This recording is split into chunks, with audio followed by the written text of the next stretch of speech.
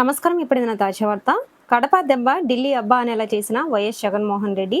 అయితే రాష్ట్ర రాజకీయాల్లో వైఎస్ జగన్మోహన్ రెడ్డి సంచలనం సృష్టించడం జరిగింది. దీనికి సంబంధించినటువంటి వీడియో కంప్లీట్గా తెలుసుకోవాలనుకున్నట్లయితే స్కిప్ చేయకుండా చివరికి చూసి నచ్చితే లైక్ చేసి మన ఛానల్ని సబ్స్క్రైబ్ చేసుకుని సపోర్ట్ చేస్తూనండి. 15 ఏళ్ల క్రితం జరిగిన ఉప ఎన్నికల్లో మాజీ ముఖ్యమంత్రి వైఎస్ జగన్మోహన్ రెడ్డి కడప దెబ్బ అంటే ఢిల్లీ అబ్బా అనేలా చేశారని వైఎస్ఆర్సీపీ రాష్ట్ర కార్యదర్శి రెడ్డెం వెంకట సుబ్బారెడ్డి అన్నారు.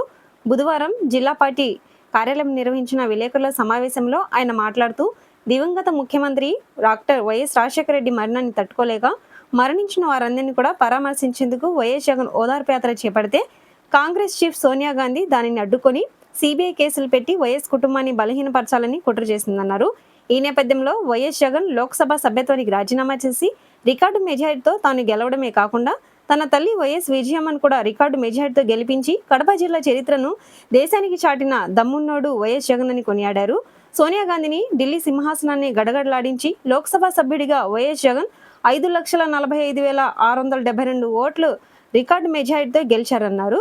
కాంగ్రెస్ పార్టీ కుట్రపూరితంగా వైఎస్ విజయమ్మ పైన తన బాబాయ్ వివేకానంద రెడ్డిని పోటీ చేయించినా కూడా కాంగ్రెస్ టీడీపీలను ఓడించి పులివెందుల ఎమ్మెల్యేగా 81,000 ఓట్లతో తన తల్లి వైఎస్ విజయమ్మ గెలిపించుకొని కడప పౌరుషాన్ని కూడా చూపించారన్నారు. ఈ చారిత్రాత్మక ఘట్టానికి 13 మే 2020 నాటికి అదే బుధవారానికి 15 ఏళ్లు పూర్తి కావడం సంతోషకరమైన విషయమని చెప్పారు.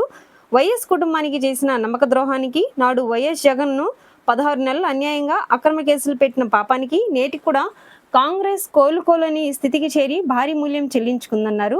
ఇది వైఎస్ జగన్ చారిస్మాకు, ధైర్య సాహసాలకు, నీతి నిజాయితీ నిబద్ధతకు నిలువెత్తు నిదర్శనమని అన్నారు. ముఖ్యమంత్రి చంద్రబాబు నాయుడు, ఉప ముఖ్యమంత్రి పవన్ కళ్యాణ్, మంత్రి నారా లోకేష్ మొదలు కూటమి నేతలంతా కూడా వైఎస్ జగన్ పేరు నామస్మరణ లేకుండా ప్రసంగాలు చేయడం లేదని, ఈనాడు ఆంధ్రజ్యోతి పత్రికల్లో జగన్ పేరు లేకుండా కథనాలు అయితే ఉండడం లేదని అన్నారు.